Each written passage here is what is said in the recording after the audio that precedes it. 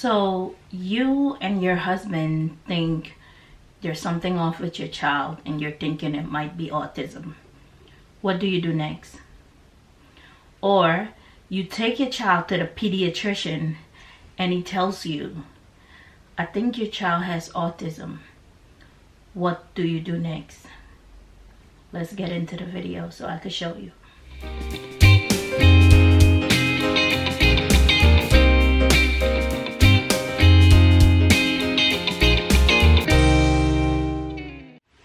Hey special family, welcome back to another video. So in today's video, I'm going to take you to the computer and show you the steps to take once you have whiff that your child might be autistic. And I'm doing these videos to not let people or parents waste time, to just jump on the ball as soon as possible, because early intervention is the best thing when it comes to autism. Getting on it right away can save you a whole lot of time and a whole lot of stress. So let's go to the computer and see what the steps are. So you might have an idea that your child has autism, or the pediatrician told you that your child has autism. Who can diagnose autism? So it's not like you could do a blood test and oops, autism. You can't do a brain scan. You have to do doctors have to do like a patient history and monitor their behavior. So they'll do interviews, observation, cognitive and language ability tests, and they'll interview you as a parent for a while. Yeah, you're going to be answering questions till you're blue in the face. But who can diagnose autism? A developmental behavioral pediatrician is allowed to diagnose autism. A child psychologist is allowed to diagnose autism. A child psychiatrist is allowed to diagnose autism. And a pediatric neurologist is allowed to diagnose autism. So when Ramsey was getting diagnosed, I did 2 diagnoses, one with a child pediatric psychologist and one with the Marcus Autism Center. I think they have a pediatric neurologist there. And I did a backup just in case. I took one from both places because you're going to need this diagnosis for everything you do from that point on forward. You're going to need to have a copy of this diagnosis on your desktop at your fingertip. You're going to need it there.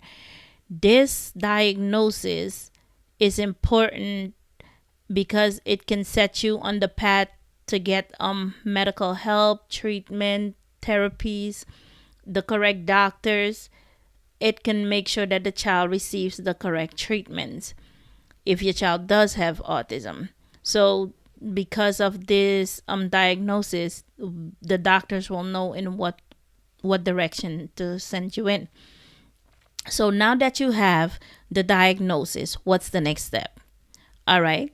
The next step is you're going to look for something called Babies Can't Wait. So Babies Can't Wait website looks like this.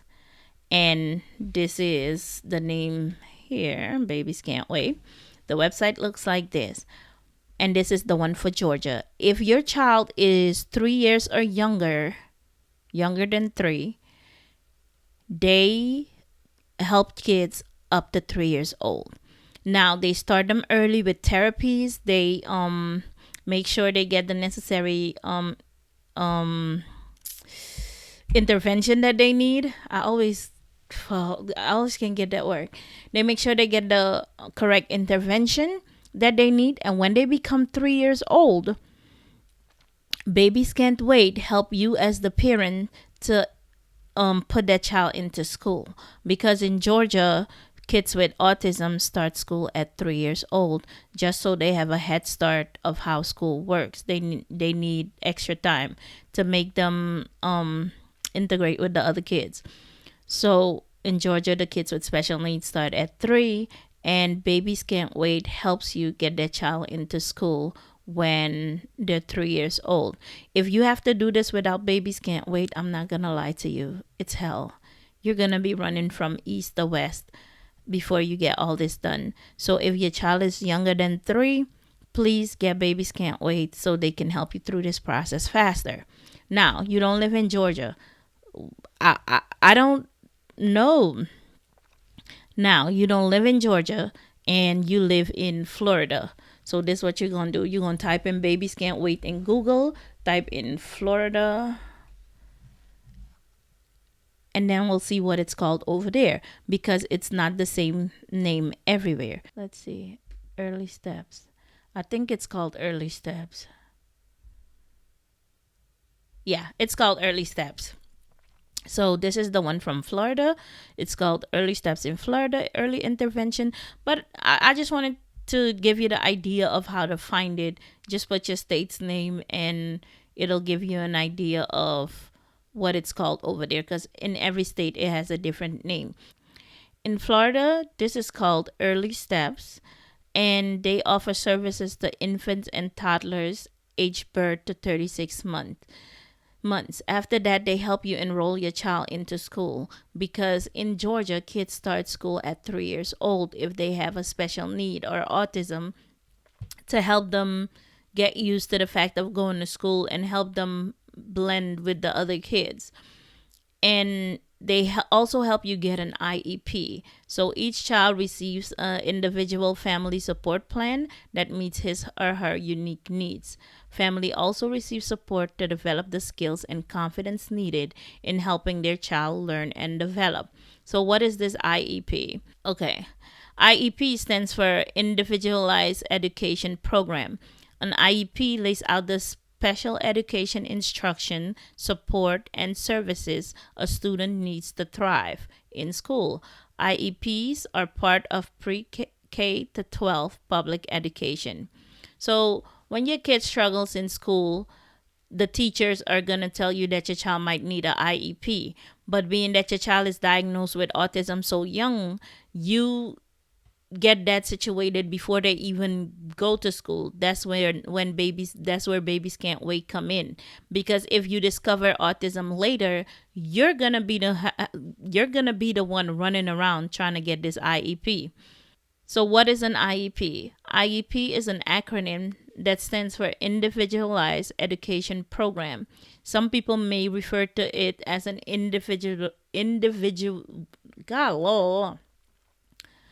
some people may refer to it as an individualized education plan.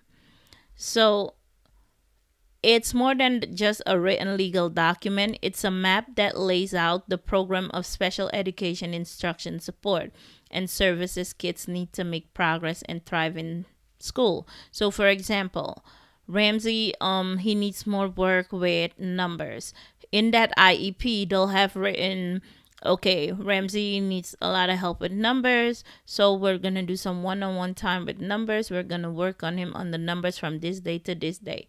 You're going to have to go to IEP meetings with the teacher, the ABA therapist, the speech therapist, and the OT therapist, whichever therapies he gets in school. Because in that IEP, they're also going to recommend speech, OT, and sometimes ABA.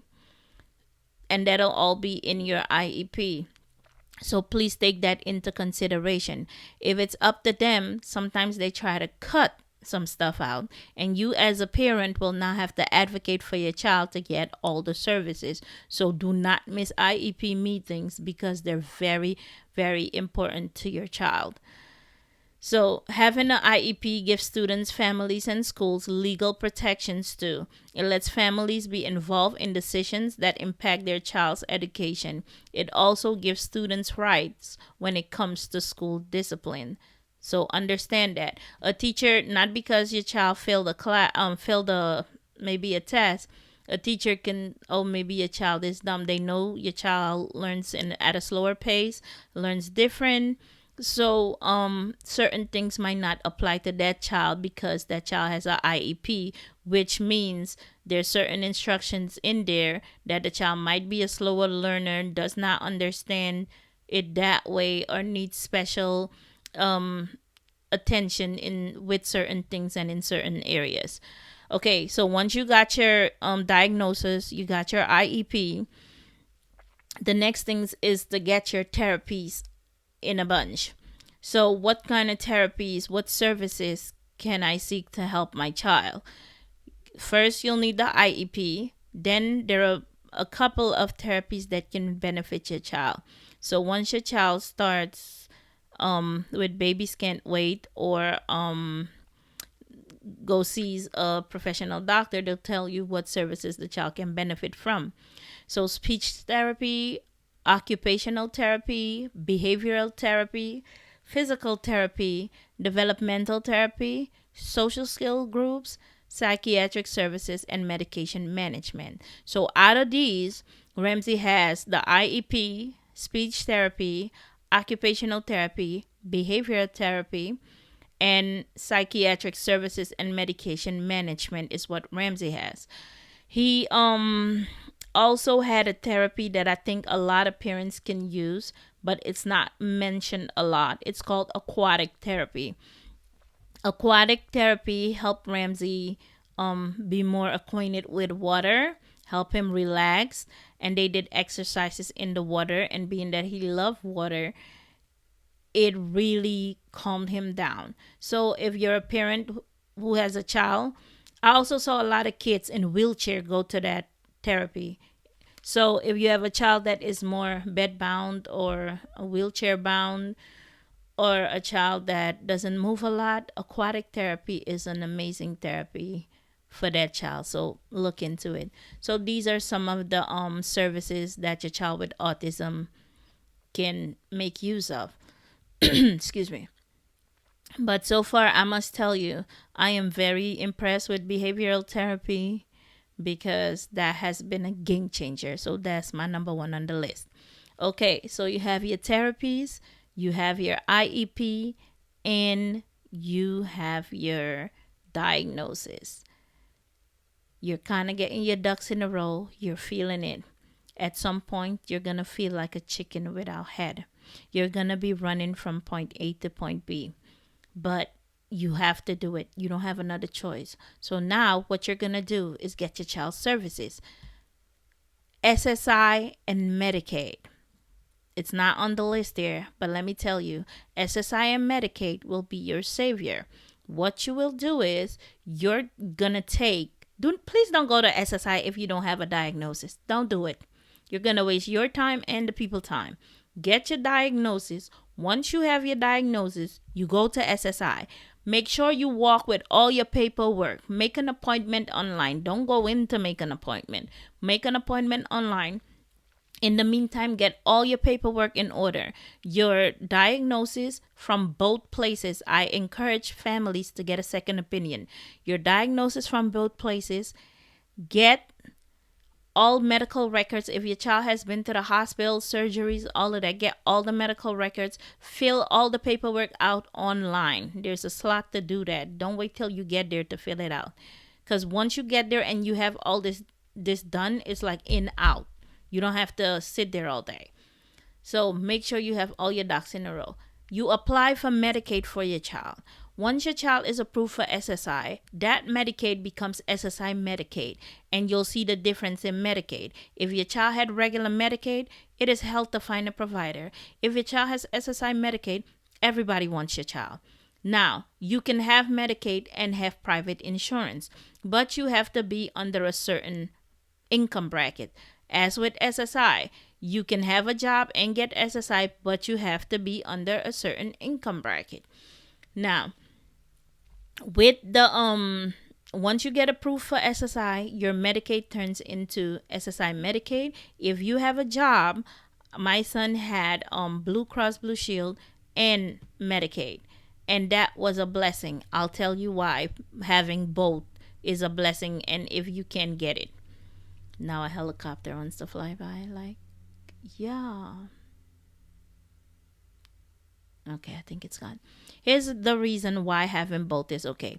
When Ramsey went to feeding therapy, we were on the waiting list for 6 months because he had Medicaid. When I added him to my Blue Cross Blue Shield when registration started, it bumped him up with 4 months. I kid you not. Because he had private insurance, it bumped him up 4 months. But if he only had Medicaid, they have a separate waiting list for Medicaid, and that list was 6 months. So having both insurance, and I've had that with a couple of therapies. So having that both insurance, you can. Don't think you cannot. Now you got your insurance, you got your Medicaid, you got your IEP, you got Babies Can't Wait, you got your therapies, and you got your diagnosis. So I hope this helped to let you know that yes, it's gonna be a tough road. Yes, you're gonna run around like a chicken without head. But if you don't have these things in place, it'll be worse than you think. If you think it's tough now, oh, it gets tougher. So, diagnosis, Babies Can't Wait, IEP, therapies, speech, OT, ABA, physical therapy, developmental therapy, social skill group, psychiatric services, and medication management. Get that out of the way. Your SSI and your Medicaid. Once you got that done, you could take a breather now. The battle is not over. It's just more easier. It's easier at this point. So get those things done, and I hope this helps you and don't have you running around not knowing what to do. So I hope I was able to help someone with this video, and I'll catch you in the next one. Bye.